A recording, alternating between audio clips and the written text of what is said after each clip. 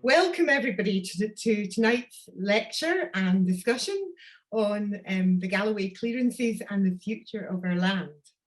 And we're coming to you from the Galloway Glens area of the south of Scotland.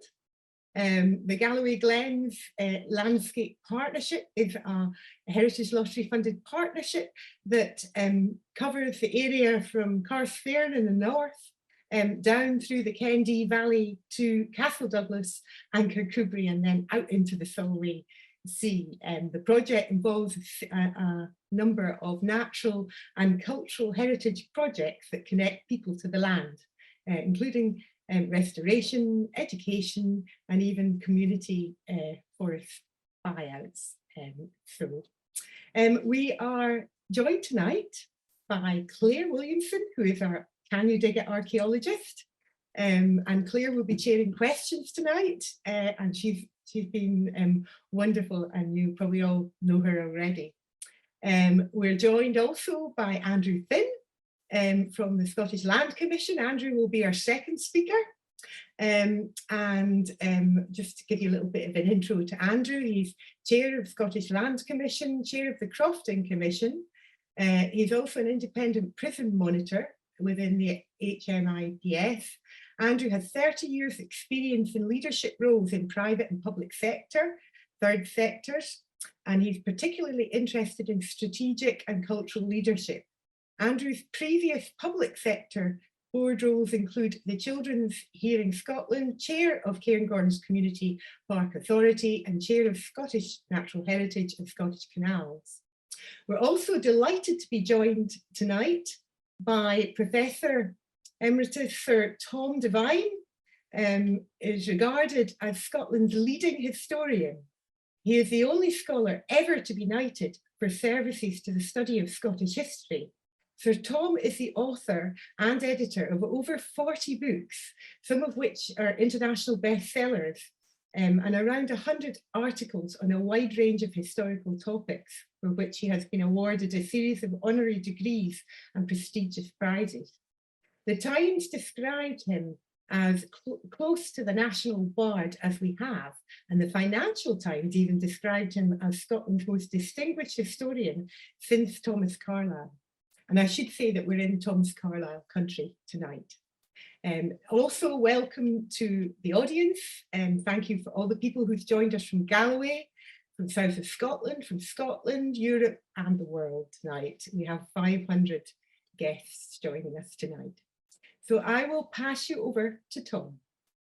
Thank you very much, Jan, for that very, very generous introduction. My only concern is that it might create expectations that I can't actually deliver this evening. But let's see how it goes.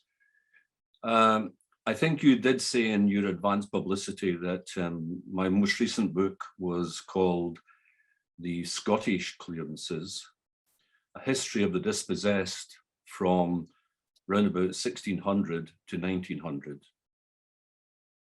It was a quite explicit attempt to confront the old orthodoxy that clearances were specifically and emphatically Highland, and therefore by implication had really little resonance elsewhere in Scotland. My argument, based on a wide range of original and other materials, was to say that to conclude, if you will, that from the Northern Niles right down to the Cheviot Hills in the south of Scotland, the removal of people to a greater or lesser extent to encourage what was determined to be improvement, we would call that greater agricultural efficiency and profit, was something that was omnipresent. Those forces were omnipresent in Scotland between about the 1760s and the 1820s in lowland Scotland and the borders, and ending in the Highlands by about the mid 1850s. So it was a kind of in most of Scotland, it was around about 100 years period. But specifically in the area I'm going to be talking about tonight, it was a much earlier occurrence. In fact, it could be said that what happened in southern lowland Scotland, and also specifically in Galloway, in terms of clearance, became a model for what happened in the better known Highland developments from the 1750s, 1760s onwards. So I want to begin by setting the context for Galloway.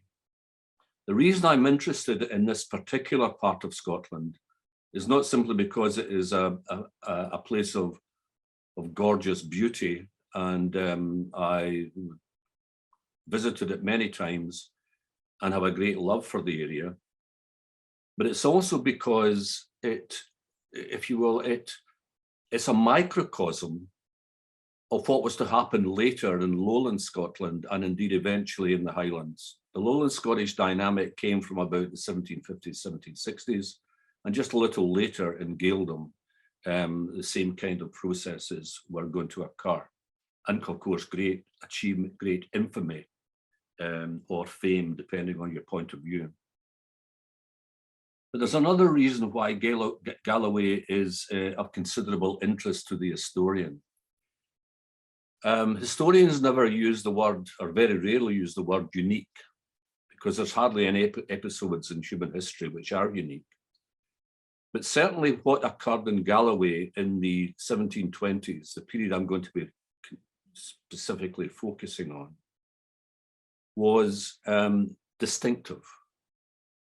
It was distinctive and intriguing, not least in the fact that unlike the other episodes of peasant unrest and peasant resistance, particularly in the Highlands, where we can record about between 50 to 55 incidents of protest, as I'll try to show at the end of my presentation, the Galloway unrest in response to clearance was a victory for the people, for the common people who were affected or were likely to be affected by these processes of eviction. So the context is fairly straightforward in economic terms. By the late 17th century, Galloway had become an area par excellence of cattle exportation to England, black cattle. The two major triggers for this were, first of all, the extraordinary and massive expansion of London in the late 17th century, so that by 1700, London was the biggest metropolitan area in Europe. It had such an increase in growth that to provision the population, to feed it, and also to fuel it, the tentacles of London's markets spread right across the British Isles, and indeed eventually abroad to the colonies. And one of the areas which became a specialist source of cattle and, of course, inevitably, therefore, beef exportation was Galloway. And that was already in place before the Union of 1707. It was there by the last quartile of the 17th century, if not earlier. The other factor, of course, was the period from the 1690s through to 1715, with some episodes of peace in between, was the beginning of that titanic conflict for mastery of the world between Great Britain and France, and to some extent, and occasionally, Spain. This conflict in that earlier period was called the War of the Spanish Succession, but that was simply a nomenclature for essentially a fight to the death, a struggle to the death between Great Britain and France, and to some extent, as I said, with Spain intervening. And that meant there was a vast expansion of the Royal Navy, because this eventually became a worldwide conflict, at least on the sea. And the Royal Navy depended upon salt beef. And the salt beef, of course, was coming from all parts of the British Isles, at least in terms of the movement of cattle, moving first of all to Smithfield from East Anglia and other parts of England, but that was the principal area for feeding the cattle, and then transportation for enormous slaughter at Smithfield Market, and then barreled and salted for the Royal Navy. That early beginning was shown in a sense by the fact that the first major development of what was to become the important impetus for clearance occurred in the 1680s on the estate of Sir David Dunbar of Baldoon, when he created a quite extensive, what we would call in terms of our usage, cattle ranch. In those days, it was referred to as a cattle park, in order, first of all, to ensure that he could separate the beasts out who were healthy and unhealthy, and therefore, produce better breeding processes. And secondly, by enclosing this land and protecting it, he was able to ensure that, how do one put it? He was able to ensure that areas of the land achieved liming, and then, of course, intensive manuring to increase the bulk size, and eventually, of course, as far as sales were concerned, the carcass weight of the final product once it reached the southern English markets. It became known by the early 18th century, that is Dunbar's great ranch, as the mother, and I quote, the mother of all the rest. It's quite clear, therefore, just before the origins of 1707 and during the negotiations for the full union with England, which meant that all tariff barriers collapsed after 1707, that lairds in the southwest of Scotland, and in particular in Galloway, but to some extent also in Wigton, were waiting for the great opportunity of massively increasing export to the south. Because after 1707, of course, the tariff barriers, which had existed before the Union, no longer existed. It was expected to be a proverbial gold mine. And therefore, as a consequence of that, what we find by the early 18th century, certainly by the 1710s, early 1720s, is a great impetus given to establish the kind of large-scale cattle farms, the large-scale cattle ranches, which have been developed by the predecessors of the early 18th century, lairds. The problem was, however, ladies and gentlemen, that although the cattle were fed in the pastures, the open field pastures in the high country in the summer, to develop the in an extensive and a long-term basis, they had to be wintered in the low country. And as that in the low country was where the arable farming was concentrated, and therefore where the settlements of the people, the farm towns of the people were concentrated. So it was inevitable that some kind of conflict, either minor or major, was going to occur between access to the rights of land in the Low Country. When we get to the early 1720s, near to the core year of 1724, when we get to that particular period, it's quite obvious from the documentation that I've looked at, the state papers and other sources, some of which I'll refer to in a few seconds, that there was an acceleration in the development of cattle farming on a large scale. It was a bit like the equivalent of the more notorious sheep farms that were established in the Highlands, and indeed were being established at the same time in the central and the central and western border countryside. It was quite obvious that this clash between almost what you might call marketing capitalism and the subsistence experience of the people was going to end in difficulties, especially for the latter. So we find that Sir John Clarke, one of the most eminent commentators in early 18th century Scotland, traveling through this area and taking note of the places where, as he put it, there had once been a plough. In other words, what he was talking about is where there had once been cultivation and systematic cultivation. Again, it was very similar to the kind of comments that you find by the early 19th century in the Western Highlands and Islands. And of course, he also commented on, in these areas, the absence of people, the silence of the landscape, but implying again that there had once been a population that worked that land and had now vanished. He reckoned that, in his estimate, in his kind of ballpark figure, he reckoned there had been something of the order of 20,000 acres in the Low Countries facing down to the Solway Firth. He reckoned that there was something of 20,000 acres laid waste, that is now used for pasture, land.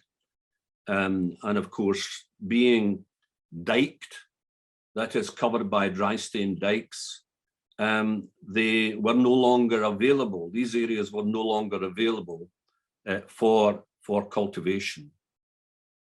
Such was the scale of this and the impact of it, that it started to trigger what I can specifically identify as the rage of the peasantry as their livelihoods were threatened, and in some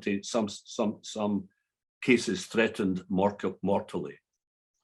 To give you an indication of the response, I want to quote from a 4-stanza poem by a man at the time who was James Charters of the township Kirtland of Dalry. It's a fairly long poem, so I'm only going to read a very short part of it. But what it will convey is the scale of what was going on, the impact of the people, and the anger felt by the population at the time. I think it does much more to convey this than any number of specific arithmetical statistics. His basic thesis is, and it comes at the very end of the poem, his basic thesis is that the townships which provided corn were being transformed into parks to the detriment of the people, forcing migration and sometimes forcing complete and utter and comprehensive destitution, at least for a period of time. And it's called Lamentation of the People of Galloway by the Parking Lairds. Those lairds engaged in the parking process were labelled the Parking Lairds. A generation like this did never man behold. I mean over great and mighty men, who covetous are covetous for gold. Solomon, and I should say throughout the poem, in stanzas I won't be able to read because of time, there's consistent biblical references which will be relevant to my explanation later of why this particular response to clearance, which I haven't yet identified, did occur. A generation like this did never men behold. I mean over great and mighty men, who covetous are of gold. Solomon, the biblical reference, Solomon could not well approve the practice of their lives to oppress and to keep down the poor. Their actions cut like knives. The lords and lairds may drive us from our mailings, Mailings essentially in modern parlance would be farms or steadings or settlements. The practice of their lives to oppress and to keep down the poor, their actions cut like knives, the lords and lairds may drive us from our mailings where we dwell. The poor man says, where shall we go? The rich man says, go to hell.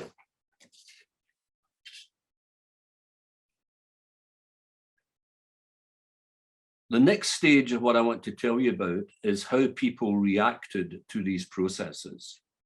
I think I already indicated at the very beginning of this lecture that, first of all, in Highland Scotland, during the period of clearance between the 1760s through to the early 1850s, there was not only unrest and protest, but there was something of the order of between 50 and 60 incidents which have already been recorded by scholars.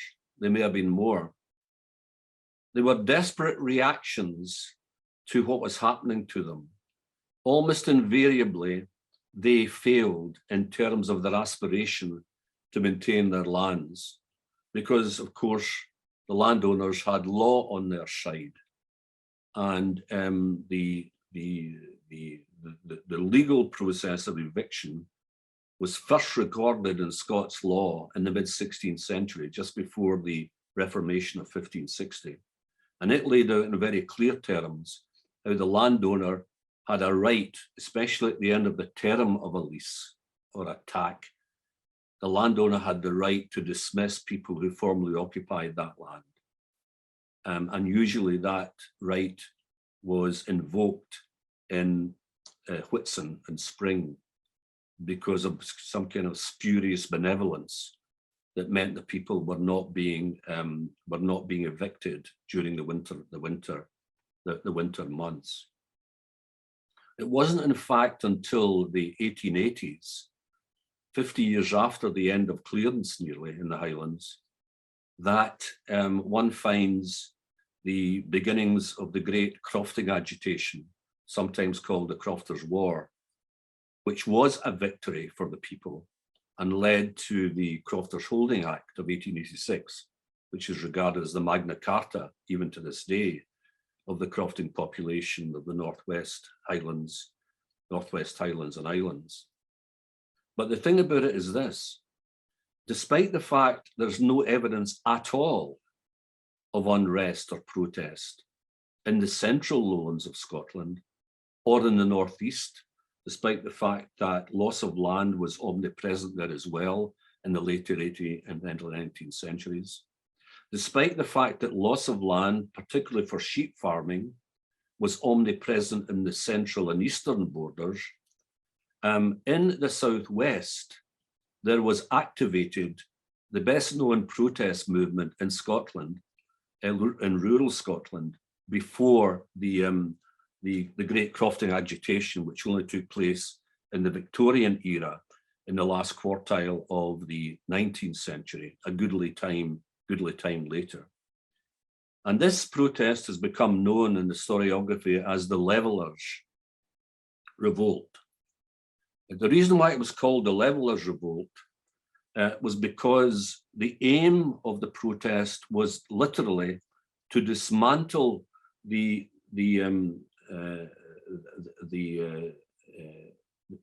structures which had been developed and built around the fields by the so-called parking lairds. The parks were divided and enclosed and separated out from other areas by dry stone dikes. They were not mortared.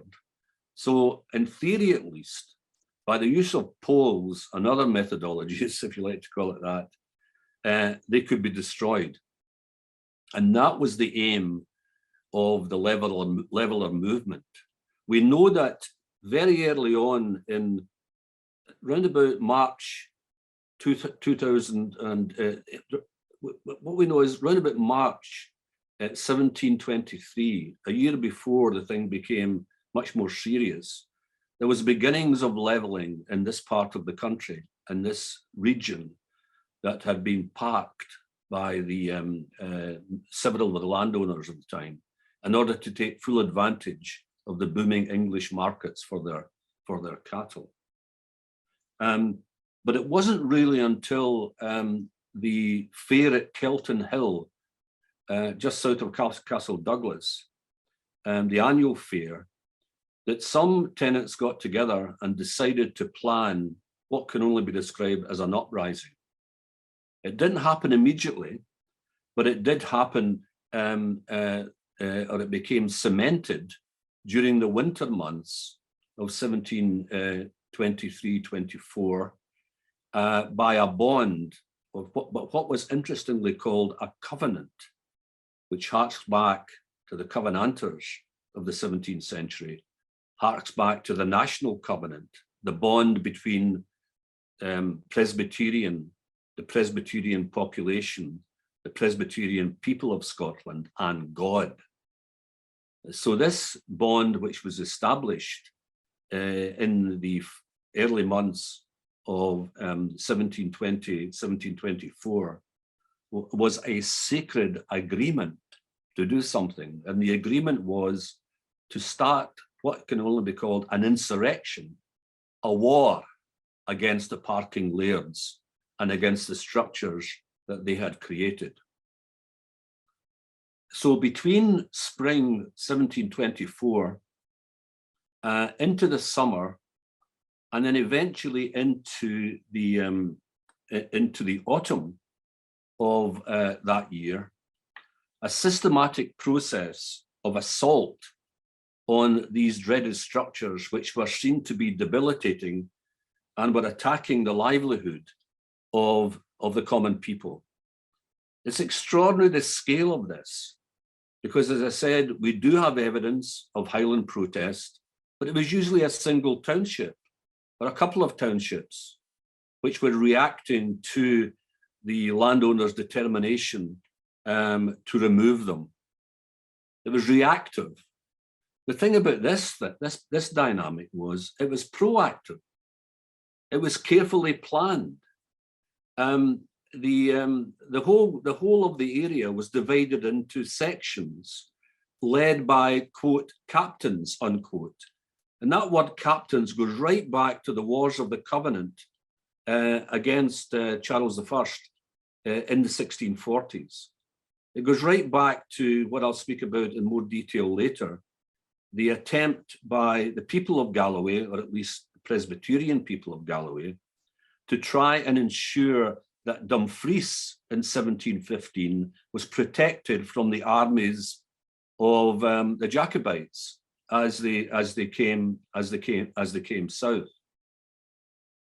It was also a process that was militarized, because when we get to the story, if you like, the prehistory of Galloway going back to the mid-17th century into the early 18th century, we'll see that for many years it had been a place, it had been a region of conflict.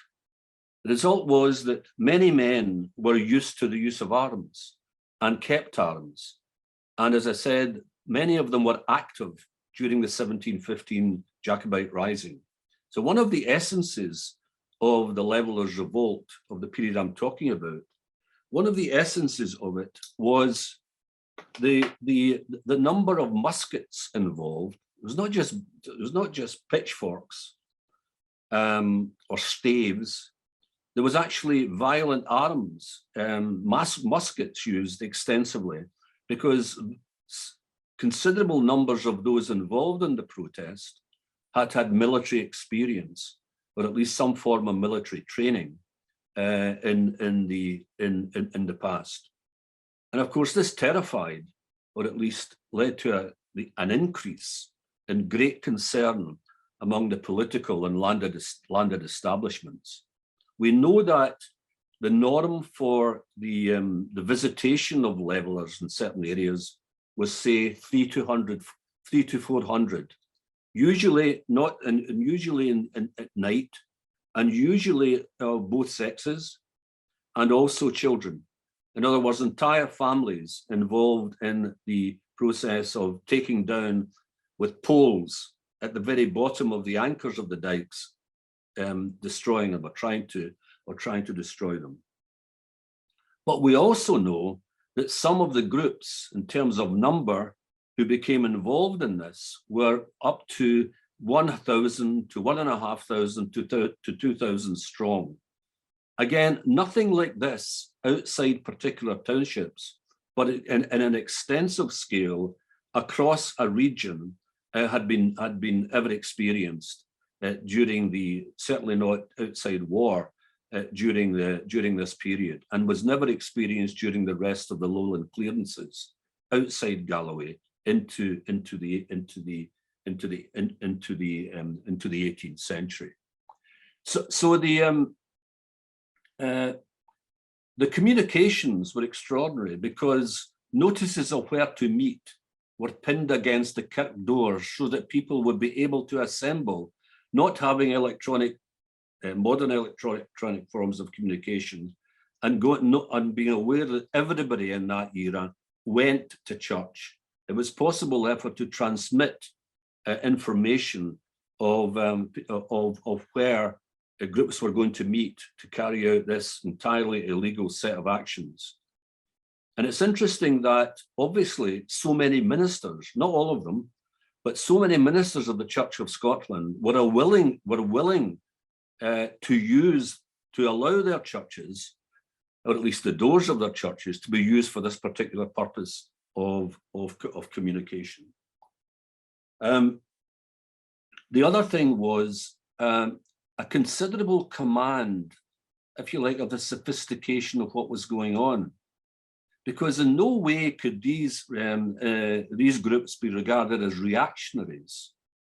They did not want to put an entire end to what was beginning to be regarded as agricultural improvement, which in the end of the day would produce more food and be better for all. What their interest was in putting a stop to the large cattle ranches and arguing that the land should be divided more into fairly acceptable levels of tenant farms, more or less very similar indeed to the old system. And if this didn't work out, if the landowner did not achieve sufficient bids for these new structures, which were a much smaller scale than the cattle ranches, then the protester was willing to allow him to keep those areas in his own hand until some opportunity later emerged for sufficient number of tenant farmers to take over the individual individual farms.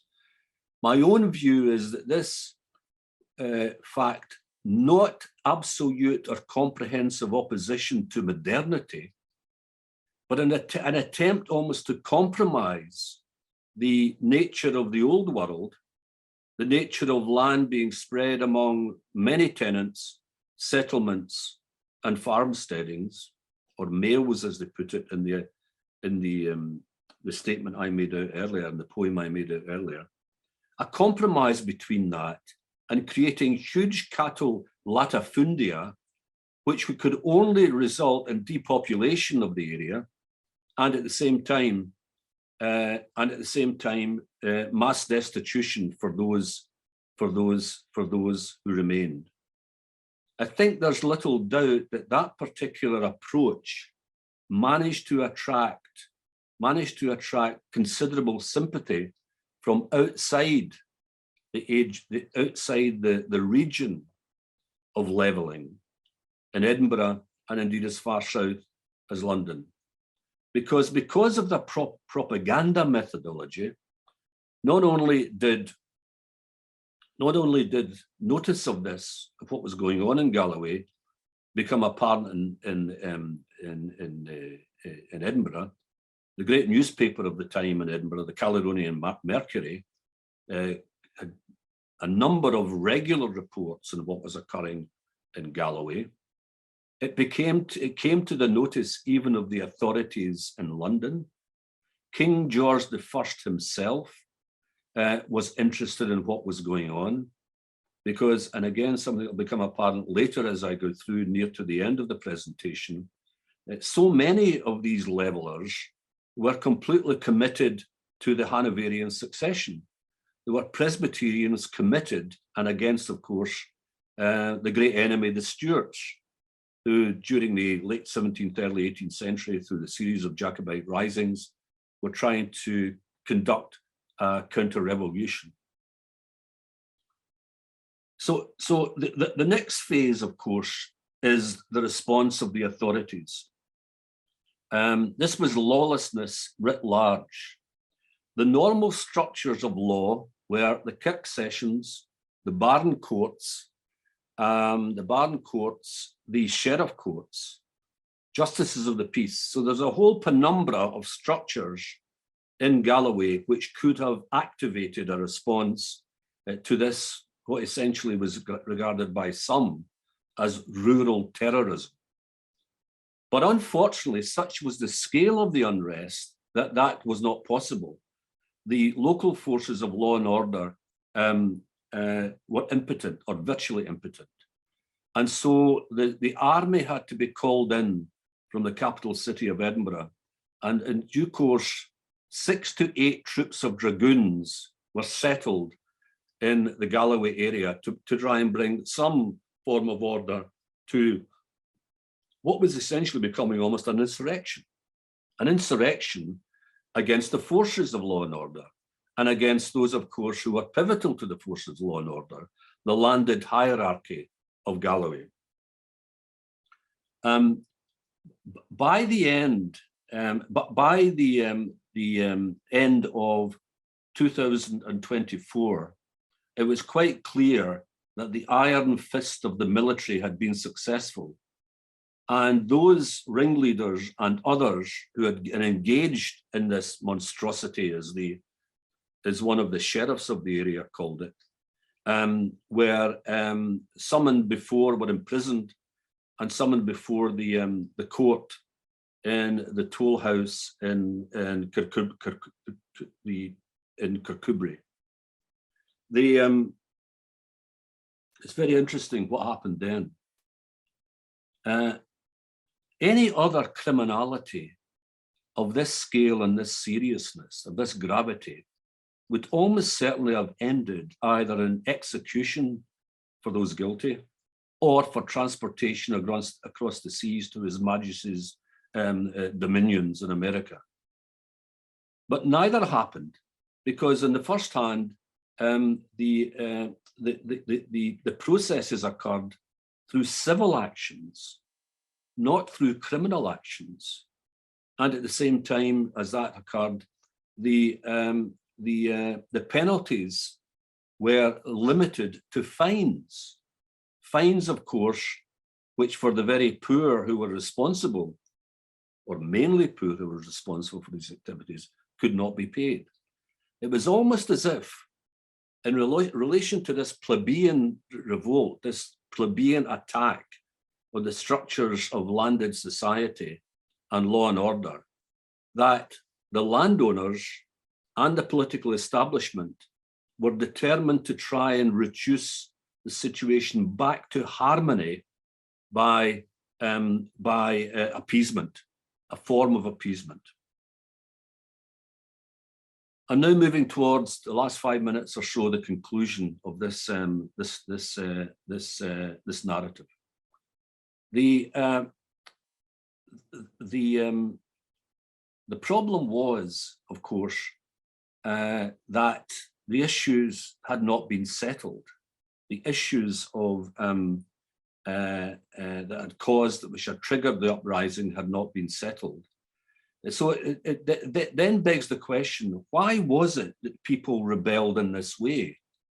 It didn't happen in the central or eastern borders, and it didn't happen in any other parts of the lowlands. Partly was because in Galloway, there was hardly any alternatives to the livelihoods that it always had. In the central and eastern borders, there was undeniably the growth of domestic textile manufacture, especially in towns like Galashiels and Jedburgh, etc. This offered an alternative that was not as easily available in Galloway. That was one factor. But the main factor was undoubtedly the political and religious history of Galloway. Right from the 1640s and the outbreak of the civil wars at that time, the British Civil Wars, through to 1715, there had been a constant tension, sometimes leading to armed revolt, between elements in the landed classes in Galloway and the Presbyterian people. The Presbyterian people who had strong covenanting traditions, that is, ultra Presbyterian traditions. The curiosity is, and this is the real unusual feature of what was going on in this part of Scotland at the time. Several of the landowners were not only Jacobite, but were also Catholic or Episcopalian. The one who triggered the beginnings of mass clearance was Sir Basil Hamilton. He was an Episcopalian. The greatest landed family in Galloway were Catholic, the Maxwells. So there was that tension, to the extent that rumours started to circulate that Jacobitism having failed in 1715, the route to ensuring the conversion of Galloway to the Jacobite cause was through clearance, was through the removal of people. Whether or not that was true or not is irrelevant. That was a widely thought belief, a widely held belief among the leveling classes. And that explains the peculiar passion and determination. This was not simply an economic conflict. It was also a conflict, excuse me, it was also a conflict based on a religious set of wars, really, which went back to the 1640s. We're talking about, in other words, more than half a century of tension in this respect. And tension, of course, can lead to rumour and counter-rumour, to urban myth and rural mythology. And that was one part of this particular story. The final part is the Levellers won, because not only were they spared draconian punishment, but the scale of the uprising was such that after 1724, 1730, no similar cattle parks were constructed. And when we get to the 1850s, sorry, the 1750s and 1760s, and we get the reports of ministers from the old statistical account writing in the 1790s, we see that the rural structure, the rural economic and social structure of several parts of Galloway, and especially those afflicted by the Levellers' revolt, had come to be shaped in the kind of small-scale structure of farming, of farms, that the Levellers had aspired to. In that sense, not simply was it the most extensive rural revolt in lowland Scotland, or in Highland Scotland before the 1880s, but it was probably the only successful one in ensuring the will, the aspiration, the passionate determination to produce a more acceptable social and economic structure was accomplished. Thank you. Thank you so much. That was really interesting. And actually, it was really good. It was really good because we know so many things about these events, but we always tend to look at them in isolation and you forget that they lead on to another. So somebody within a single lifetime could have witnessed the Pentland Rising, the Jacobite 1715 rebellion, and then obviously the Levellers happening. So when you see it like that, you realise that there's a kind of, yeah, it's amazing when you think about that it is a very different mindset to what we think now, that you think, oh, they went straight for kind of revolting and picking up weapons and stuff like that, but it had been quite a turbulent time and there was a lot of tensions leading on from other events that had happened in the area. So no, that was really great. Thank you very much for that, Tom. We do have some questions, so I think we've got time for a couple, Jan. Yes, no, I think it would be good to take some questions at this point. Thanks, Claire. Okay, so I'll just go to the Q&A. I think there's lots of thanks everybody for the comments as well that are coming through. Yeah, how we look through them when Andrew's talking, there's Tom as well, so that would be brilliant. So first we've got Wendy.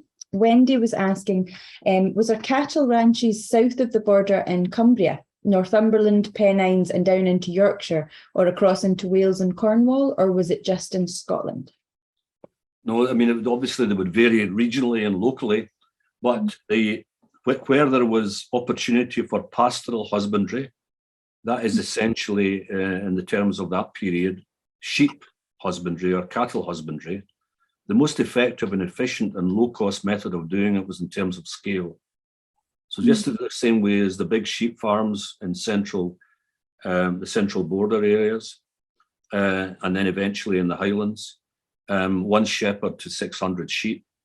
It's obvious that if an individual landowner was interested in profit and really surrendered any interest in the welfare of the people, what you might call patriarchy or paternalism, then the quickest route to that, regrettably, obviously for the people, was to remove them and create these large concentrations.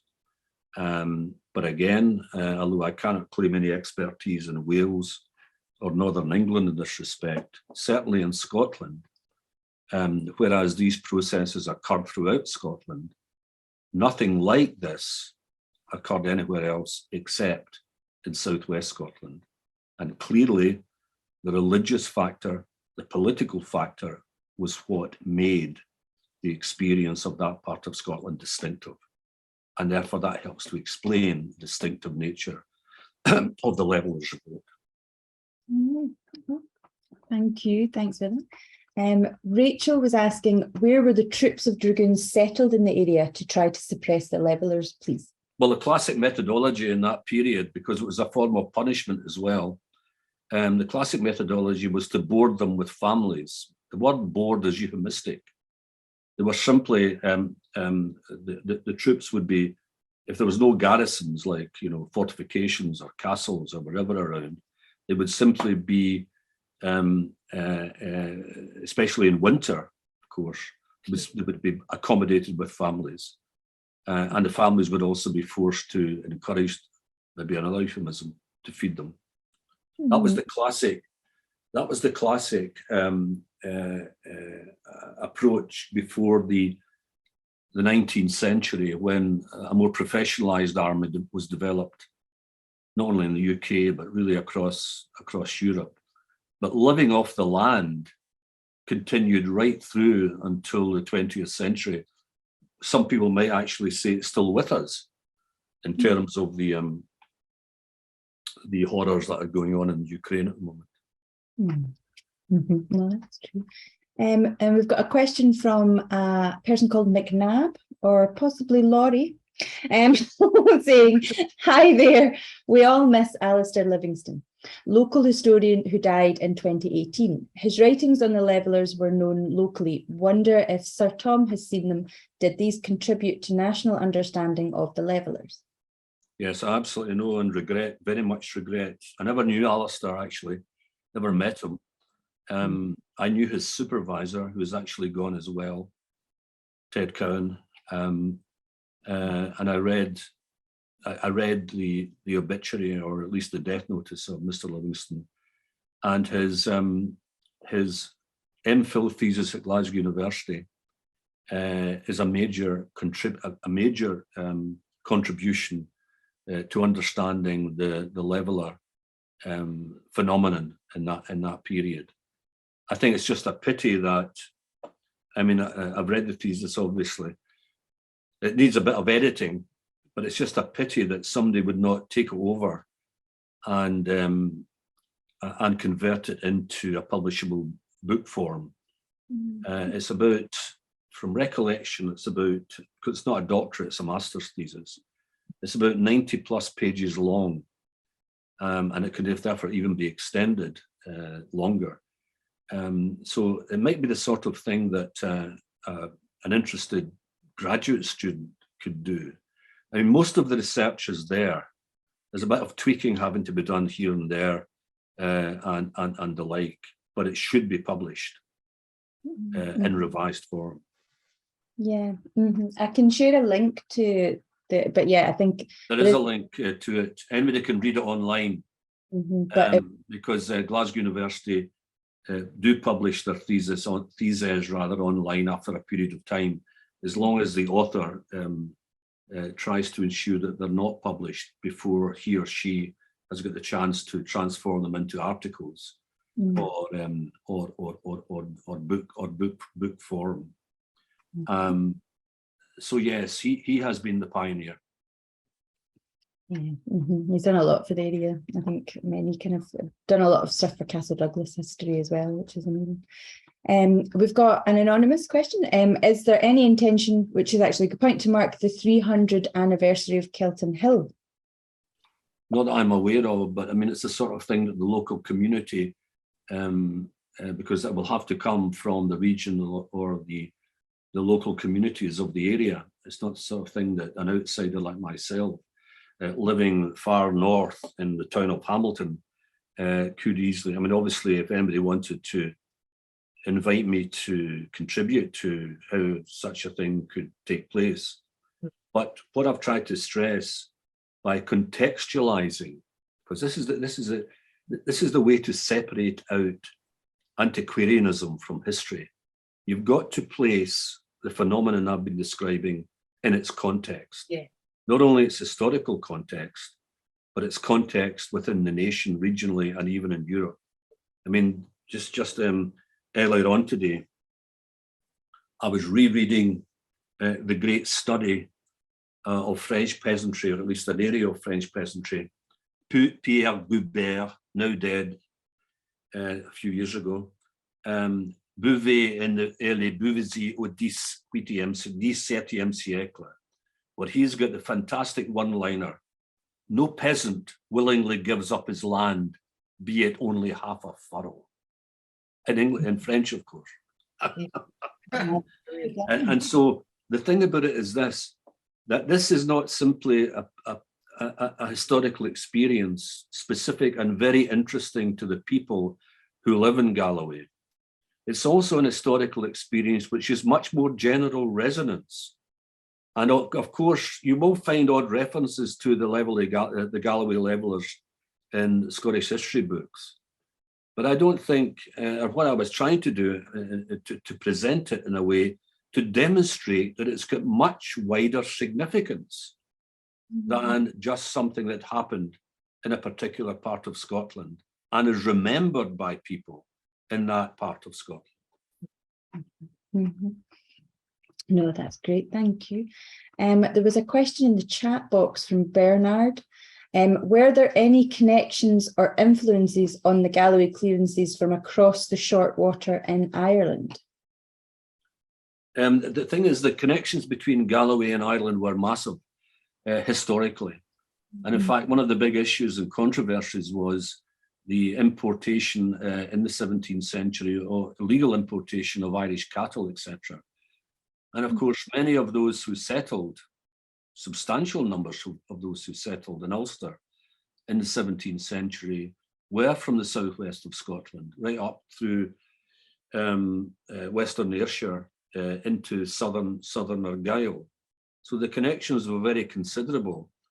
The only thing was that until the later 18th century, in the west of Ireland, Antrim down, where most of the people from Galloway would have settled, being the Protestant or indeed Presbyterian enclave, there is, in terms of agrarian revolt, in terms of agrarian opposition, there's not very much of it until the later 18th century. So in that sense, I think you could say that the connections with Ulster were going to be very important in the later 18th century. But in terms of this period I'm talking about, probably in relation to that effect, the phenomenon was sui generis, of its own in early 18th century Galloway. And of course, that's part of the other message I was trying to convey, the distinctiveness of what happened. So it's therefore its local roots, and especially its local religious roots and its covenanting roots, going right back to the 1640s, which should be emphasized if we're going to come to an explanation which is truly intellectually satisfying. Truly intellectually satisfying. Mhm. No, this is great. Thank you. And then we've got Aliyah was asking, or Aliyah, when you mentioned notices being pinned to church doors, Yes. does this mean that most of the people involved in this revolt were literate, or at least sufficient numbers of them were that they could read it and spread what was written? Yeah, I mean, literacy, it's very fascinating, this, in my view. By the early 18th century in rural Scotland, south of the Highland Line, reading literacy, not writing, but reading literacy for men especially was very common. You know the idea of the school in every parish from the mid-16th century, the Reformation. That took time to impact. There was a series of acts of Scottish Parliament in the 17th century, which put increasing responsibility for paying parish ministers and also paying parish schoolmasters. And so by the early 18th century, I think it would have been not surprising that much of the population, especially the male population of this area, would have been reading literate, because of the determination that the Bible had to be read, even in some of the poorest and humblest homes in the area.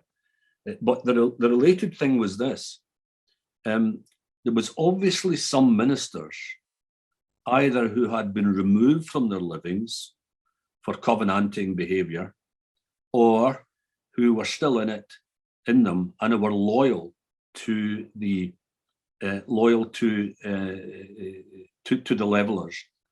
Because one of the great proclamations that was written, was not in Scots, but it was in standard English, and it was certainly written by somebody who'd been educated beyond the level of the parish school, and almost certainly had been at university at least for 2 or 3 terms. In this period, graduation, except for ministers of the church and medics, was rare. You went to university and did 2 or 3 courses, and you got the so-called class ticket signed by the professor. So it would not be impossible to think that this individual, who was responsible for the 2 major proclamations setting out the case of the levellers, that this individual was either university trained or had attended university. My own suspicion is it was called a mountain preacher. My own suspicion is he'd probably been removed for ultra Presbyterian behaviour, which went beyond the wishes of the Church of Scotland's General Assembly and its synod. That's really interesting. It's fascinating, to talk about this in this way, because normally my own intellectual approach to history is the broad sweep, but it does indicate quite strongly that within the broad sweep of the generalization, in order to pick out what's significant in terms of historical change, you've also got to burrow down into, if you like, the soft underbelly of the detail, and the micro as well as the macro. So the thing would be to marry the two, the macro approach, the general approach, and the detailed approach, especially when giving, if you like, exemplars or evidences that are memorable and people can react to. Because especially outside an academic background, they don't necessarily always react to the more generalized rhetoric. No, I think that's it. You need to get into the nitty-gritty. Another piece of bigotry. But I think that's it. You need to get, you need the entire, to get the full. I mean, the thing is that's one of the great advantages of the Queen of Disciplines, ACA history. The great historians always embed their main conclusions in a very intimate understanding of the local sources. Should we do one more question, Jan, and then? and then the lecturer collapses into intellectual exhaustion. There's many more questions to come after that. There are many questions. Yeah. You can have a rest while Andrew takes over for a wee bit. Yes, I think, yes, there's some good questions coming through, but I'll go with the next one in order. We'll go with Andy has asked, the Division of Commenties Act, I think Yes, I'm saying commentaries. perfect, had been Yes. passed in 1695, facilitating Yes. a very efficient and simple process of enclosing the parish commons. Yes. How significant was the division of communities in the process of parking, or was it the Inby farmland that was being turned over to wintering cattle and the Right. So the quick answer to that, Andy, is both. The time meant I wasn't actually able to discuss commentaries in general in a more detailed way. But for those who are listening and viewing, the commentaries were, you might call them nowadays public land, which theoretically, were demarcated according to different landowners, but they were not divided. They were not enclosed in that sense. And they were vital sources of rough grazing, and particularly peat and wood for the poorer people, for the common folk. And in the processes that I've been describing, you find that division of commonty and absorption of commonty by landowners was going on, which was bound to have a serious effect on economies of people whose household economies were already very, very tight. So if you take away one of the struts of those tight economies, you're in difficulty. But in addition to that, there was also absorption of areas already occupied by peasant farmers, settlements, farm towns, and the like, or townships as they're called in English. And the thing about it is this: there's hardly any evidence that the military had to be called in, or the police, which didn't really exist in any significant way in that period. The judicial forces hadn't to be called in to produce eviction in Galloway.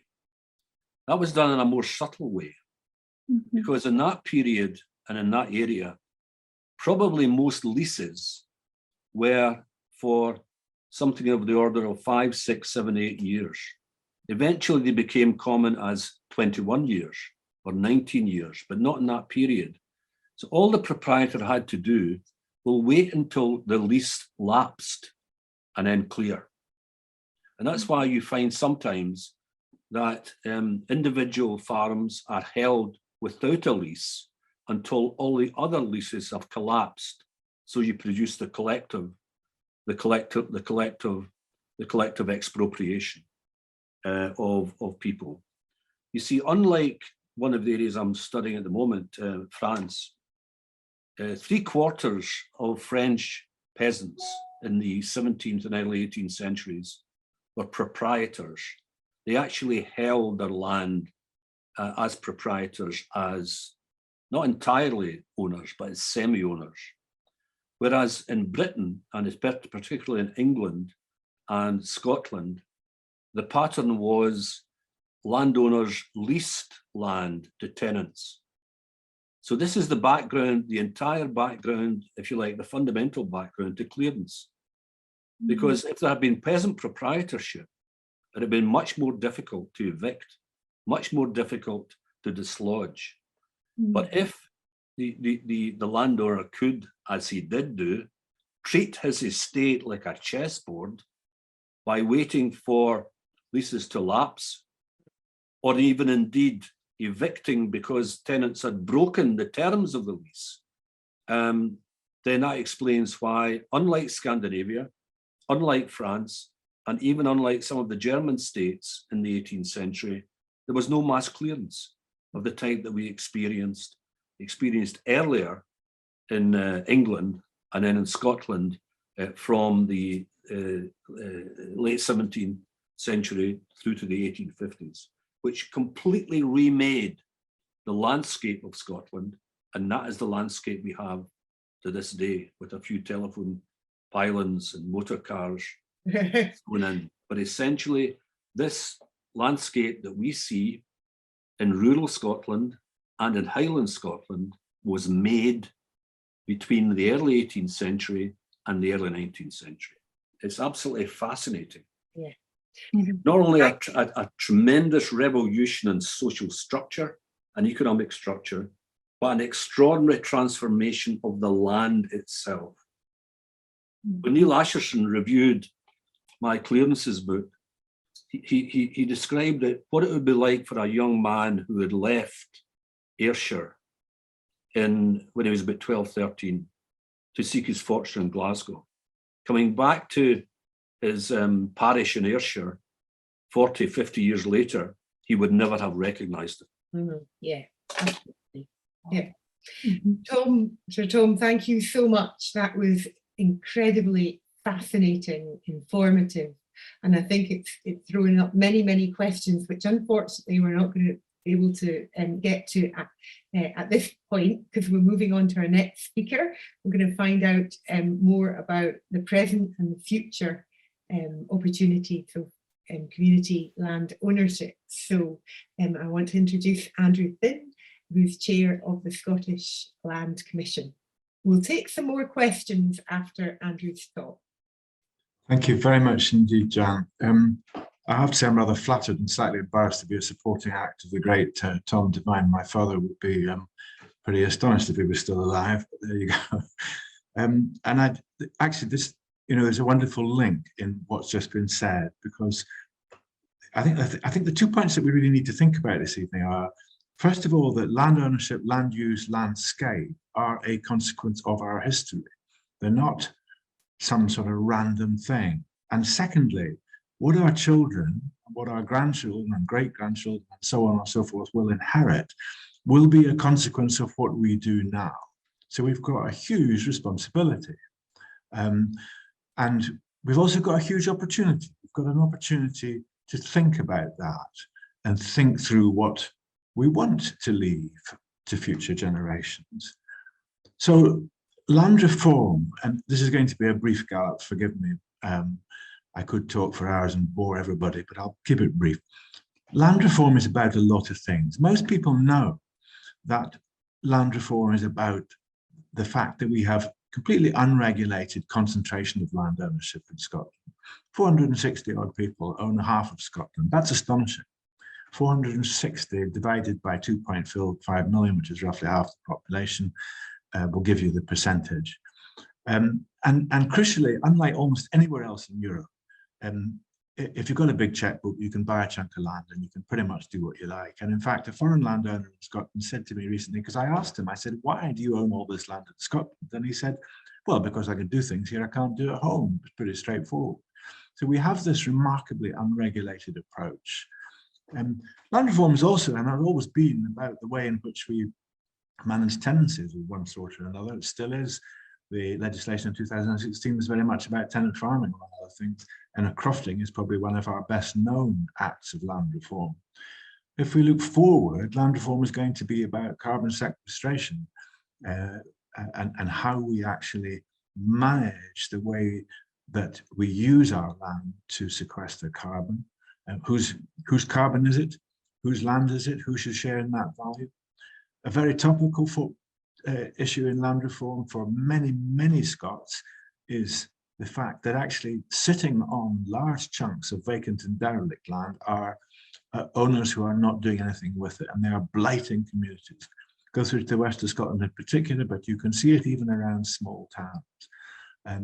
That lives are blighted by vacant and derelict land owned not just by speculators, but I have to tell you, by local authorities and public owners as well. Land reform is about the way in which we make decisions and about how our land is used.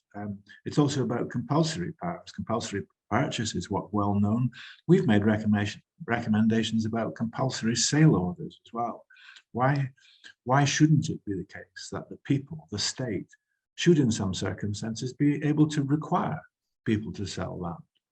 Many people know that the Land Reform Act, but the first Land Reform Act of the new Scottish Parliament focused on access rights and actually moved us to the front in Europe. We're one of the most progressive approaches to access to land.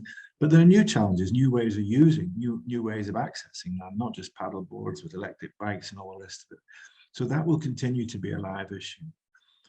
Tax and financial support has long been a massive factor. Again, talking to a really quite large landowner in Scotland not so very long ago, he was very clear. He said, no, I don't own land in order to grow anything. I own land in order to shelter my wealth from tax.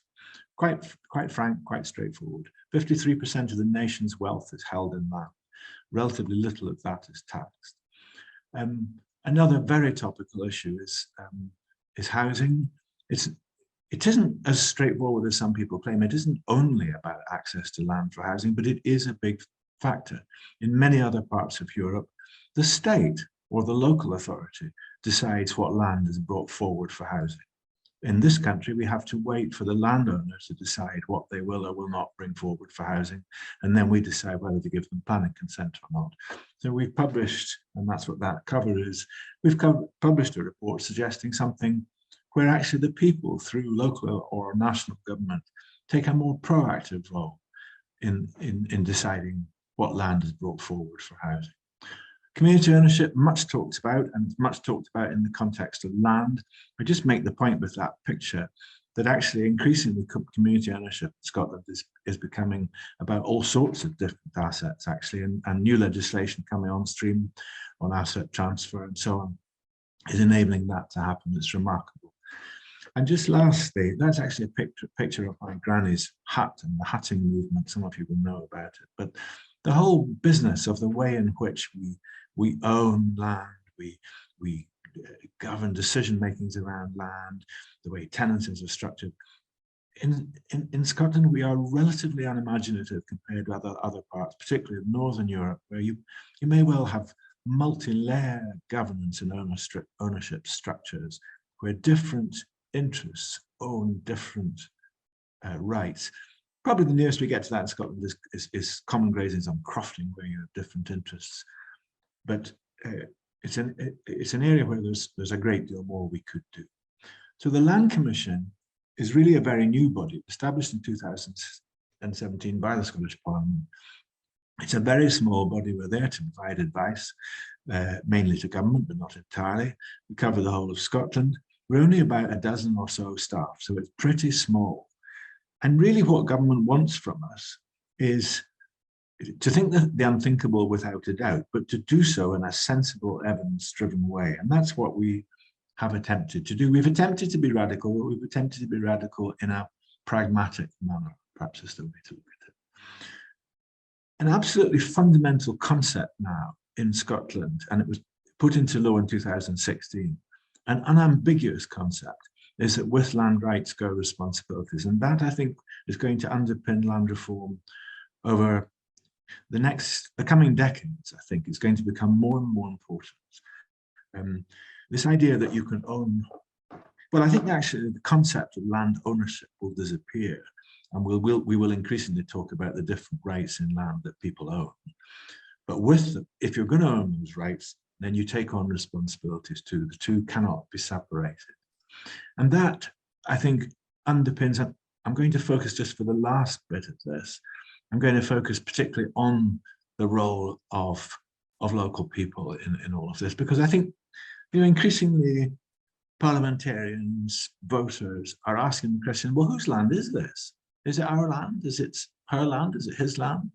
And I think that's an entirely legitimate question to ask, which has actually a lot of historical echo.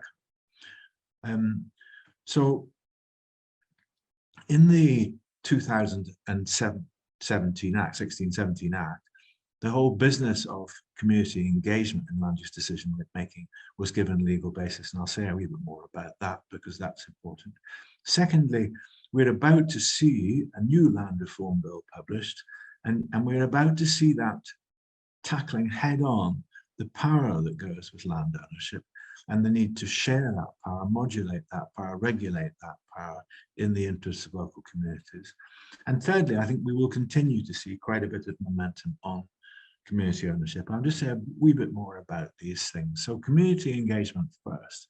So part 4 of the Land Reform Act in 16, which came into effect in 17, made it very, very clear, and Parliament was in the debate absolutely unambiguous about this, that for any significant change in land use, there should be effective engagement with local people. So it was saying very clearly, look, it may be your land, but it's also our land. And you may own rights, but you've got responsibilities to local people. They go together. And these are powerful messages. I don't think the legislation has given that enough teeth yet, but the principles are absolutely there. We've published this thing called a Community Engagement Protocol. It has limited statutory teeth, there is no question. And I think it's quite likely that the 23 bill that I mentioned will propose turning that into a mandatory code of practice, certainly for large landowners. I have to say the response has been mixed. Some landowners have been terrific, actually, and I think it's worth saying that because they often get bad press. Some landowners have been terrific and have worked really hard to engage with local people, which is not always easy and requires reciprocation. It requires local people through democratic channels to engage effectively through local community councils and so on. So it's mixed, and I should also say that it's mixed. It's not just, there are public landowners, there are charitable landowners, and there are private landowners who are doing good things, and there are public landowners, charitable landowners, and private landowners who are not doing good things. It is not unique to private by any means at all. But it is absolutely key. You cannot fulfill your responsibilities if you do not engage effectively with local people and understand the aspirations of local people. The bill that we expect next year, it's a manifesto commitment, it will be there. And the commitment was clear in the manifesto that it would focus on this issue of concentrated land ownership, which is one of the most extraordinary features of Scotland and a consequence of our history, incidentally. One of the reasons why France, for example, has a very different approach to land is because they had a revolution and we didn't. There's been a consultation on that bill, which has closed. You may well have seen it. There's information about it on our website. But what essentially it is doing, it's building on work that we did, and it's focusing on the power that goes with large land ownership. And it is, in essence, it is proposing a range of mechanisms that will regulate the exercise of power where you have a lot of land. So it will strengthen the emphasis on the responsibilities that go with those land rights, but it will go further than just strengthening emphasis. It will put regulatory controls on that power. And lastly, but I think quite significantly, it will put in place a public interest test where large land holdings change hands, which is one of the things that we don't have here, which many, many other parts of Europe have. So when any large land holding is sold or inherited or passed on in some other way, there will be a test which will ask the question, is it in the public interest for this particular land holding to remain as one? Or is in fact the amount of power associated with that big scalp of land so great that it would be better to fragment it or offer it to the local community or some other mechanism of bringing it more under control? So watch this space, but I think the Land Reform Bill 2023 is going to be very, very interesting. And thirdly, just a word on community ownership, because I know it is of interest to a lot of people. It's actually been developing since the early 1990s in Scotland. I was involved with some of the early buyouts, actually, most of which in the early days were entirely privately funded through what is now called crowdfunding, but in those days was called donations. And places like Egg and Knoydart and North Harris, all these places, they were all privately financed. The establishment of the Scottish Land Fund, which is managed by the Lottery, has brought public money into play, and that has undoubtedly helped and accelerated, and it's been very valuable, not just in relation to land, but other assets as well. So we now have a situation where 75% of the Western Isles is actually in community ownership, which is astonishing if you think about it, only in 2 or 3 decades. But much less in South Scotland in particular. And I would be quite interested. I'm bringing the Board of the Land Commission down to Galloway in May. And one of the questions we want to understand is, so what needs to happen to accelerate that in the south, or does the south not want to do it? And I mentioned it before, but I'll say it again. It's not just about land and woodland, it's also about buildings and bridges and cinemas and public toilets and all sorts of things. There are mechanisms now in law providing for a community right to buy. That's what CRTB is. But bear in mind that property rights are enshrined within human rights law, European Convention on Human Rights, but also the Human Rights Act. And so it's not entirely straightforward, much better. And most of the successful community buyouts have been through negotiation, not through compulsory means. What we're working on, and which may actually become quite a big thing going forward, is shared governance models where rather than the community, there is a kind of sense at the moment that it's either or, either a private person owns it, or the state owns it, or the community owns it. There are, in fact, in other countries, many, many hybrid things where the community has a significant role in governance alongside others. And there's no reason, there's debate, for example, going on at the moment around Kinloch Castle and Rum as to whether a three-way governance model would work there. And there's no reason why not. Issues for the police in Galloway, it's not really for me to tell you what the issues are, but the things that interest me and seem to me challenging, massive land use change in Galloway, extraordinary actually. And certainly amongst people I talk to, a sense that communities are not adequately engaged or adequately empowered in that process. I walked Southern Upland Way not so long ago, partly because I wanted to see that change. And it is astonishing actually that the change is taking place. Another big opportunity and challenge is carbon sequestration, because Galloway has so much land that's suitable for peatland restoration, for forestry and so on. And that could bring a lot of money to local people, local employment and community benefit. It could, or it could completely bypass them and go after investors from London and the city. I've mentioned the low levels, relatively low levels of community ownership. It's interesting to know why. It would be extremely interesting, I think, to think going forward about the difference of a hybrid. It's not in the crofting counties at the moment, but it could be. We have a lot of tenanted farms in Galloway. What about small holdings or some sort of hybrid there?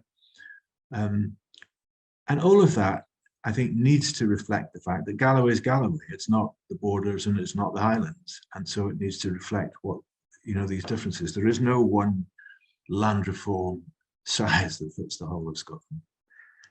Lastly, just a few flags of sources of help, but I think we'll try and email out some links. If you're interested in the community ownership, Community Land Scotland is a brilliant organisation. I've got loads of time for them. That's their website. If you're interested just in how that might be financed, there is support for exploring things as well as for buying things through the Scottish Land Funds. That's the link there. We've set up this new hub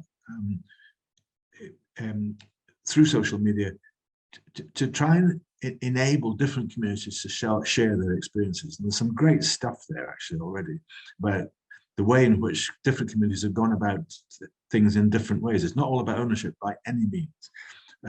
It's great fun actually, that one, and lots of stuff there. And lastly, our website is now a huge source of information and a great cure for insomnia actually, if you really want to read it all. But I really would encourage you to use it, because there's a massive amount of stuff there. And if any of this just annoys you or baffles you or puzzles you or anything else, there's a phone number there and an email there, and I will make sure that one of us, probably me, phones you back and talks through whatever you're concerned about. Thank you. Thank you very much, Andrew. That was really, really informative and really exciting to hear about the change that's coming, and really glad that you're able to share that information of what other communities are doing across Scotland. And there are many challenges for Galloway ahead, which a lot of the community we're already talking about. There's some great work going on with peatland restoration as well from the Crichton Carbon Centre, who are one of our partners. And the work they're doing is just exemplar. It's fantastic. So I'm just going to pass over to Claire. There are many questions coming through. And we will, I'll let Claire share the questions and fire them off to both of you. Thank you very much, everyone, for all your questions. There are a lot, so we'll do our best to get through as many as we can. But we can try and maybe do what we had done for the last talk, was any that we can't get through, we'll attempt to kind of send a follow-up email with some answers for you afterwards. But as such, I'm going to pick out, I'll jump about a wee bit, but because Andrew's just spoken, there's some questions that have come in most recently for Andrew. So what I'll do is I'll go with them first. And then Tom can have a wee bit more of a rest for a little bit, but I'll come. But you're not fully free. There's a lot of questions there. So this is from Gordon. He's asking, what is the success rate of community buyouts? They attract a lot of publicity, but are they working well socially and financially? They're working extremely well. It's quite remarkable, actually. I mean, it's inevitable in any business, in any walk of life, that you will have some successes and some failures, and that's normal. Actually, there have been remarkably few problems with community owners. They've done really well. And I don't think we should actually be that surprised by that. I mean, each community owner does its own thing. So the measure of success, I think, the most important measure of success is, well, what does the community actually think? Do they feel they're better off or not? So on that measure, I think they're 100% successful, because I've never met a community that said to me, gosh, please, can someone with a big checkbook come and buy this back again and take it over? Yeah. I've never heard that. So on that success, it's 100% successful. But actually, I think on most other measures, business measures of, viability and all the rest of it, they're very successful. No, yeah, I think that is essentially, if you're getting good feedback from the people that now own it, then yeah, I would say that's pretty successful. It's a good kind of gauge, I would have thought. And we've got Michael has asked for yourself, Andrew, as well. Subsidy regimes mean that existing landowners have a great advantage in acquiring more and more land. Witness ongoing land ownership concentration in the Galloway Glens, for example. How can this be tackled? So yes, I mean, I think if you don't regulate land ownership, it's not unlike other kinds of ownership. Concentration is likely to occur. Just as in wider society, concentration of wealth is quite likely to occur. And actually that's happened throughout history. Although it's to some extent ebbed and waned, there has always been a tendency for wealth and power to concentrate. And I think it is the job of the state to counter that through regulation. So that's why the bill in 2023 is focused on regulating the power of large landowners. And I noticed in the chat somebody said it's proper communism. I'm just quoting. Well, it's not proper communism, at least not what I studied as communism. And it is simply a sensible approach to regulating what is currently an unregulated market. And it is no different from what happens in every other highly successful economy in Europe. But many economies that are a good deal more successful than ours regulate land ownership and regulate particularly the buying and selling of land quite heavily. So this notion that somehow it's works counter to economic success is a nonsense. I think actually I would argue the opposite. If you just pause and think for a minute, we have this highly concentrated pattern of land ownership. A high proportion of people who own land in Scotland inherited it. So those who are making decisions about how our land is used have mostly been appointed not through competitive interview or recruitment, but through birth. And is that the best way to choose the people who make decisions about how you run your economy? I don't think so.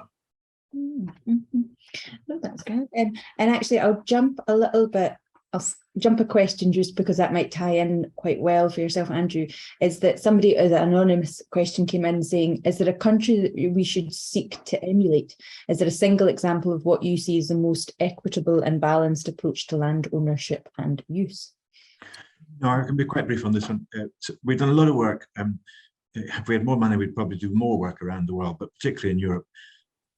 It's wrong, I think, to say, oh, Scotland just needs to copy Denmark or France and we're fine. Oh, Europe's a diverse continent, and Scotland is Scotland. And actually, Scotland is diverse too. One of the problems actually in Scotland is that legislation inevitably applies to the whole country, but actually, you know, if in a perfect world, you might have different laws for the Highlands as you would for Galloway. So what we need to do is learn from different parts of Europe about what works and what doesn't work, and frankly also offer our own experiences, because as I said, you know, our access legislation is, you know, we're up front with Norway on access legislation and many people are interested. And I was delighted to discover yesterday that a review of tenant farming things, tenant farming regulation in England has decided, astonishingly, that they need a tenant farming commission, which is what we decided in 2014. Yeah, no, that makes sense. A little bit of a pick and mix, because like so many things, you can't blanket apply. Every country's different. You've got different circumstances, different other things. So yeah, that kind of discussion, but always looking at everything that's going on. And yeah, no, that makes sense. And now I feel bad because I skipped Anne's question. So I'm going to do Anne's question and then we'll go to some questions for Tom as well. So Anne says, I've just had my non-domestic rates reevaluation. Why are business owners penalised to the point of non-viability for boosting local economies while landowners' rates in no way reflect the potential return on their holdings? Yeah, well, part of that question needs to be answered by the local authority, so I'm not going to answer. but on the second part, we have done some work on taxation more generally in land, and I think it is worth saying that as it said in this presentation, actually, 53% of the nation's wealth is held in the form of land, and that wealth contributes relatively little to the national tax take. And so I think there is, and we've said this in advice to government and in publications on the website, we've said this, while land value tax in some form or other is complicated and difficult, and the experience of places like Estonia and so on has not been great, the principle that we should and could extract more wealth from the wealth tied up in land is undoubtedly one that we need to pursue. Thank you very much, Andrew. I will jump over to yourself now, Tom, with one of the earlier questions that came in from Mike. The most visited grave in Kirkcudbright Kirkyard is that of Tinkler Gypsy Billy Marshall, who was a charismatic leader of the Levellers. He was also highly respected by the Galloway aristocracy and was often being hosted by them and never faced any punishment. He seemed to be a prime example of the situation you outlined. Any comment? That's a good point. No, except I find that very interesting. Yeah, no, that is interesting. But yeah, that's a very good comment, Mike. You see, this is a classic example of the fact that especially when we come to this detailed level of historical investigation, the local insight, the work done by local history societies and the like, and even by individuals who are interested,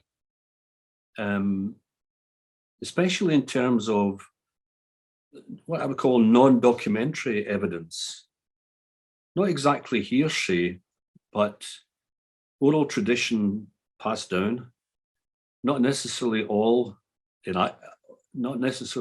accurate, but even if it's inaccurate, it tells us what people thought about their mortality and how those facts mattered to them, how it was passed down. I mean, that information that's just been conveyed by, what was his name? Oh, it was Mike. Mike. I'll call him Michael, give him his Sunday name. That information was called by Mike. I had no awareness of it. It's obviously a a specific piece of information that comes from the local background, and that produces a wonderful tapestry, a wonderful embroidery that can be, to use the textile analogy, that can be sewn into the more public materials like census, estate papers, sheriff court records, and the like. I mean, the book I referred to earlier, my book I referred to earlier, is, I've done it before to some extent, but it's probably the first time I've done it on scale, including, of course, the Gaelic, but also translations from the Gaelic, of poetry, of evidences of local tradition, of monuments that people thought were important in order to preserve and build them. And I think that book is richer for all that. Yeah. Definitely. Because the thing that this kind of approach does, that I've just outlined, the mixture of the local feel and the local knowledge and the more general historiographical conspectus, it seems to, and I confess that when I was a young historian, I used to believe that the analysis of forces were all that mattered, because they were the major pillars of historical change. That was naive. And as I have become more ancient, I've got a much greater interest and feel for the human experience, rather than simply that kind of, I still find it fascinating, by the way, because intellectually it's fascinating, the analytical dimension.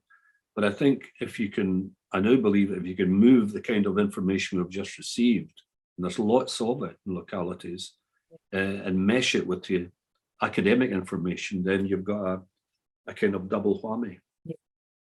Okay, I'm now going to attempt to amalgamate more than a few questions together. This will go badly, I apologize. Well done, Claire. So we've got a couple of questions related to the people who were being evicted. So we have, this is where I have to scroll to try and name people so that nobody feels like they're getting left out.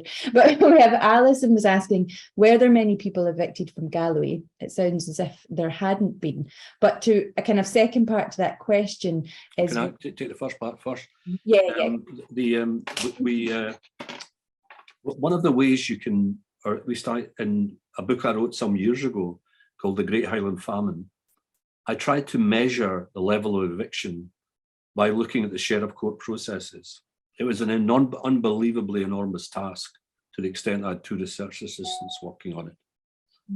But the problem is that even if somebody's threatened with a summons of removal, it doesn't necessarily mean that that's followed up, because it can just be a threat in order to coax people into paying the higher rent that's being demanded.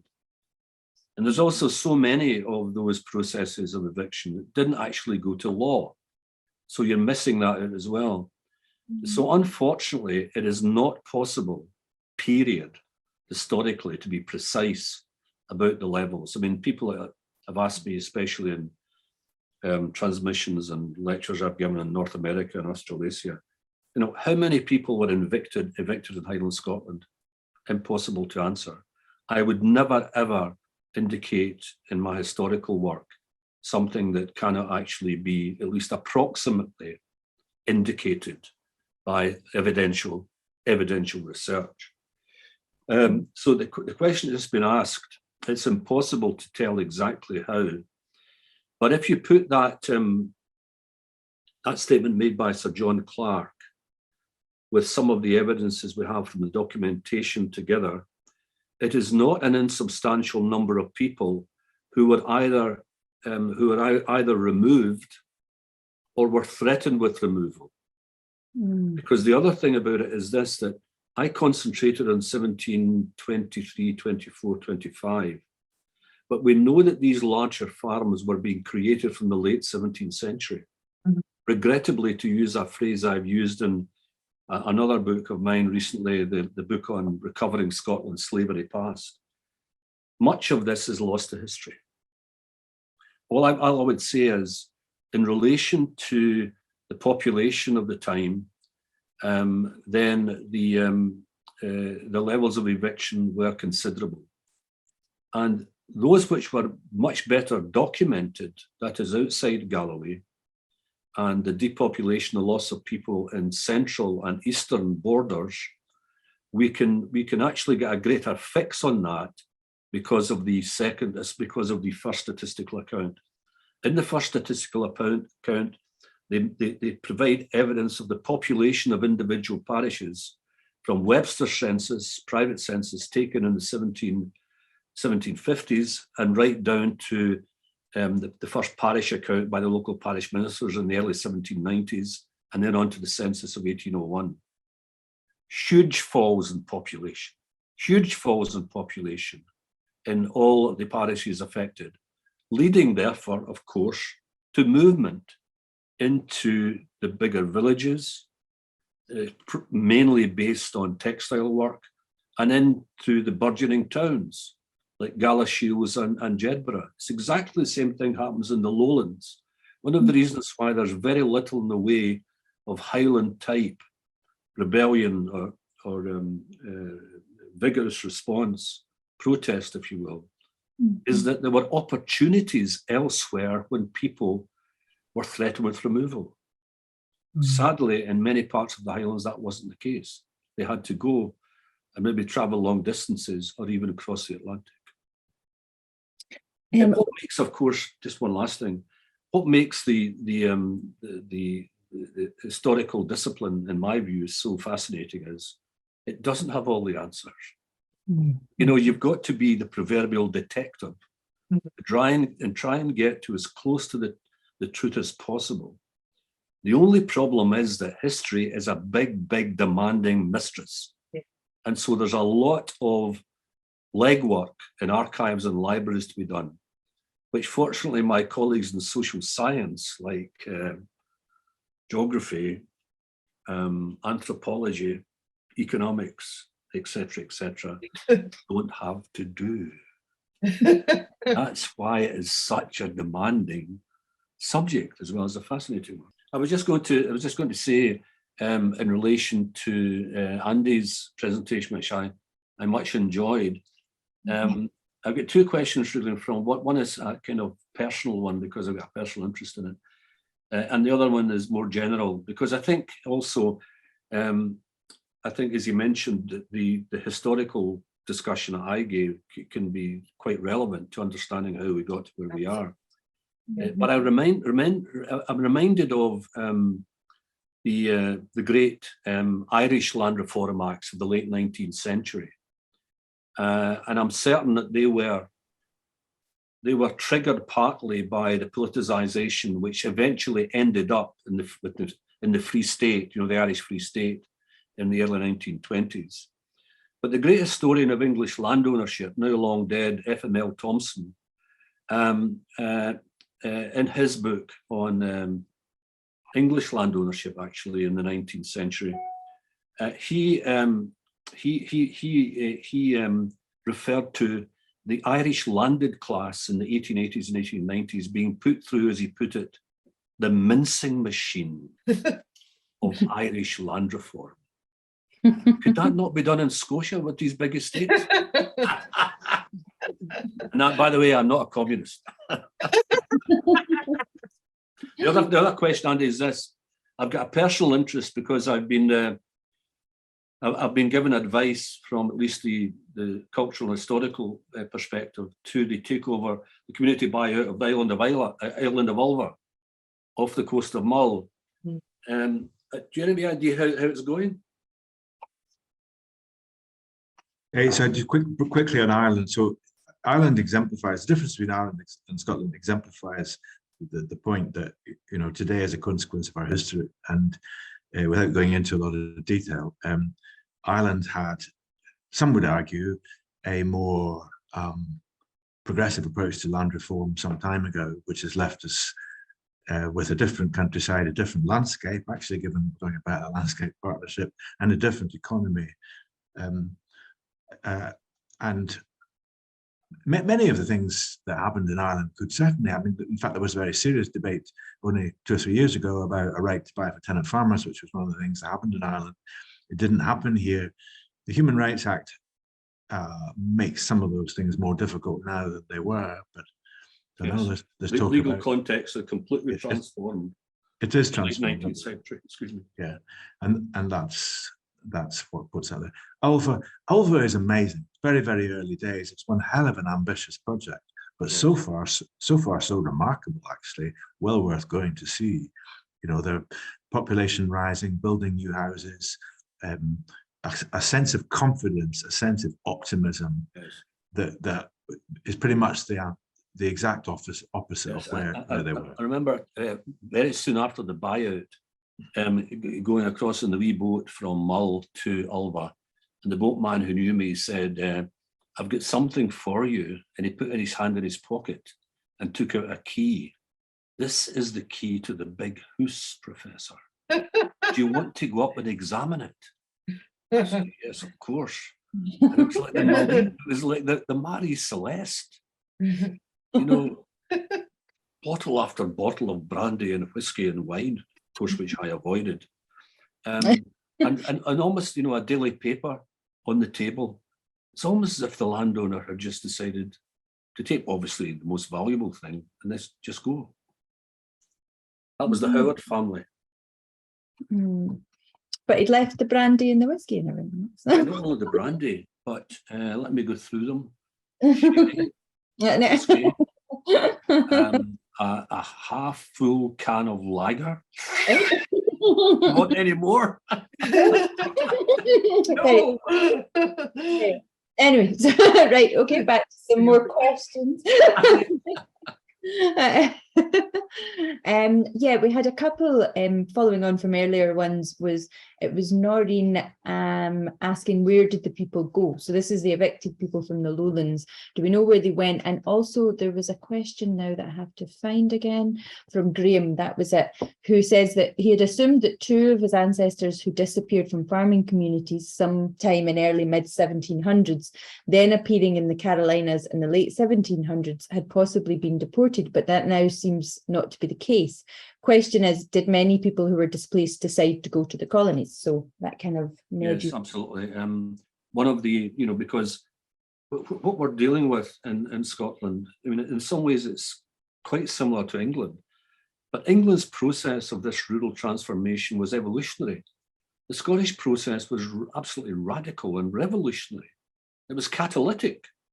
It only occurred, I mean, if you take the broad area of lowland Scotland, including the Borders and Galloway together in that, then from the foothills of the Highlands down to the border with England, you're talking about an ancient landscape and an ancient social structure, hardly changed at all, which from the 1760s, we can actually date it in the estate papers, because apart from these developments in Galloway and other parts of the south, most of Scotland didn't actually accelerate to this process until the 1750s, 1760s.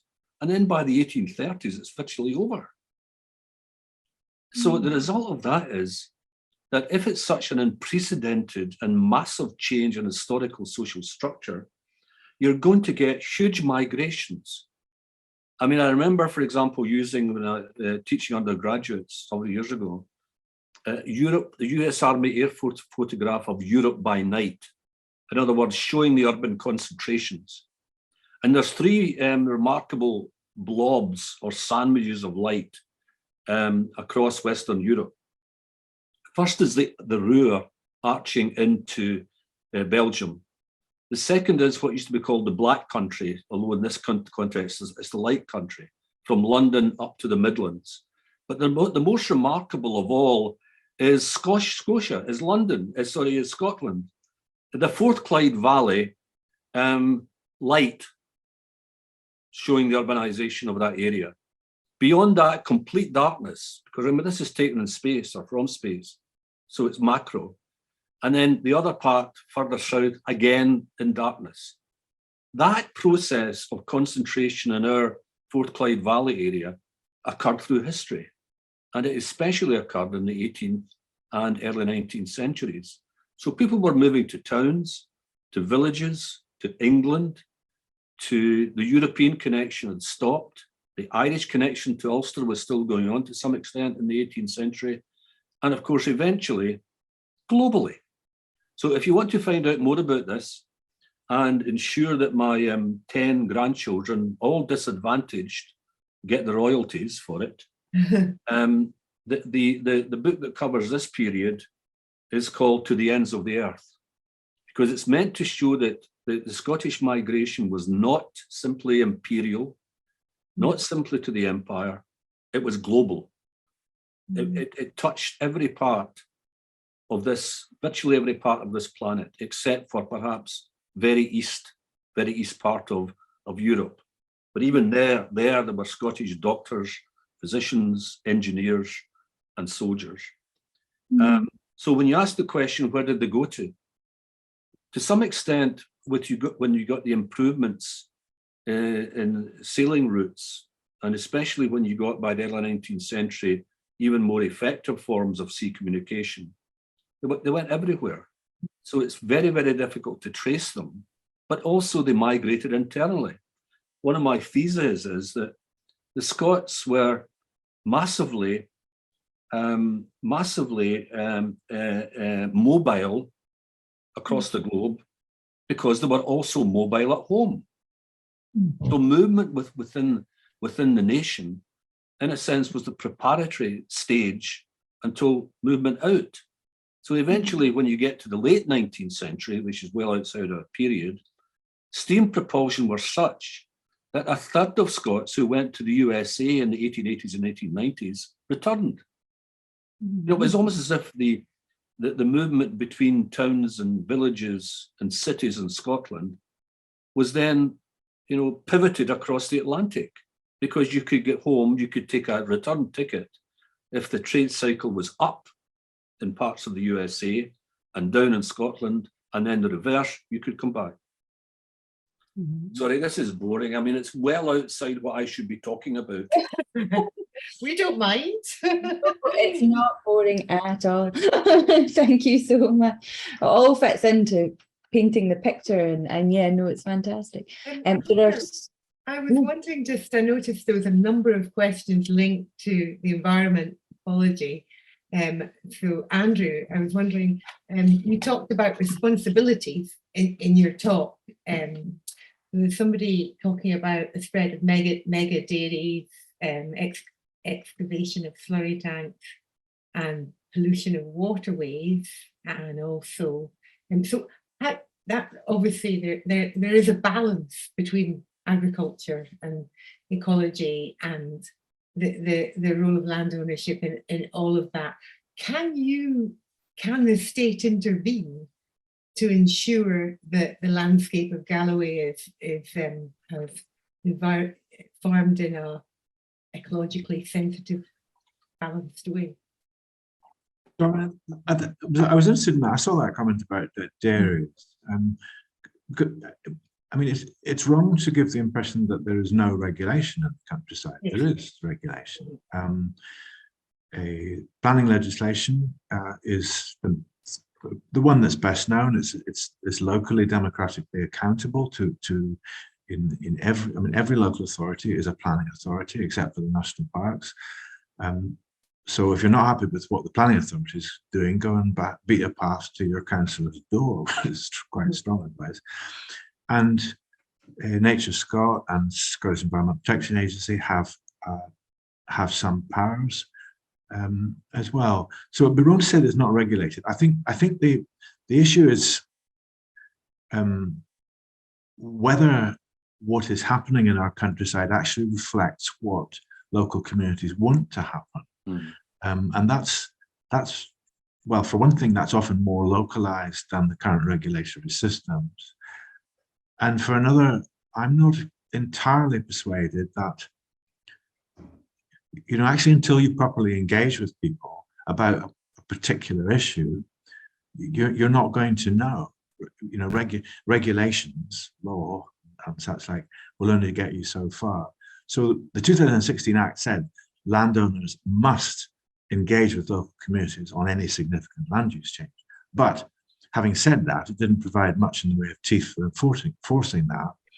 We've produced what will, I think, become a code of practice, but which is not at the moment a code of practice. And so I think there will be greater teeth. But if I look forward, my guess is that in 20 or 30 years' time, the political pressure will have resulted in significantly more teeth for local authorities and local communities than there are at the moment. People are, and I hear it when I'm in Galloway, I hear it from people. They say, I'm fed up with this. All these trees marching up and down our hillsides and nobody ever asked me about it. So I think we're going to see a lot more change. That is brilliant. I don't know, what do you think, Jan? Is that a good one to end on, or should we squeeze in? Go and squeeze in another one, Claire. Another one. Right, I'll bring, I feel kind of bad, so we've got a few questions coming in from Aaliyah, who at one point says, sorry for all the questions. So because of that, I want to clarify, do not apologise for asking lots of questions, but I will squeeze one of yours in then, because you popped so many up. Let me find, there was one. Yeah, so this is for yourself, Tom. Do you think the churches would have been as supportive of it as they were if the lairds were also Presbyterian? No. Absolutely. Well, obviously this is speculation to some extent, but I don't believe so, because two things. First of all, the 1712 Patronage Act had been passed, which meant, against the Treaty of Union, actually against the Articles of Union, which meant that the local patron or heritor, always a landowner, at least in the countryside, had the right of nomination to church offices. Now, you might get some recalcitrant ministers who would go against their patron, but that was quite unusual. And equally, when this area is more vexed and more controversial in the Highlands, because of course, with the intensity of religious development in the Highlands from about 1810s right through to the emergence of the Free Church of Scotland, one of the big questions in Highland historiography is, how far did the lairds do the bidding of the landowners? And there are some examples of local ministers trying to support the people, but normally they accept that the laird has the legal right to do this, and therefore, as the Free Church of Scotland pointed out in its evidence to the Napier Commission in 1883, it is wrong to prevent suffering by sinning. I don't know if you understand the meaning of that. It means that they accept people are suffering, but to take part in an illegal act is sinning. And that was always the problem for them. So if you go back to the period you're talking about, if you have an entire landlord class which consists of good Presbyterians, the leg that the leveller stood on to some extent, that leg would have been lost. Because one of the reasons why, in my view, the authorities were so lenient, and why King George I wanted a commission to sit and find out what were the reasons for these grievances. Incredible, it went right to the Crown. That would not have happened if these people who were in distress or threatened with eviction had not been loyal to the House of Hanover and loyal to the anti-Stuart cause. That gave them a tremendous political advantage. I mean, the Presbyterian clergy of Galloway in that period, especially given the way some of them had suffered during the killing times at the hands of Bonnie Dundee, who was far from being called Bonnie Dundee in Galloway, Bonnie Clavers, John Graham of Claverhouse.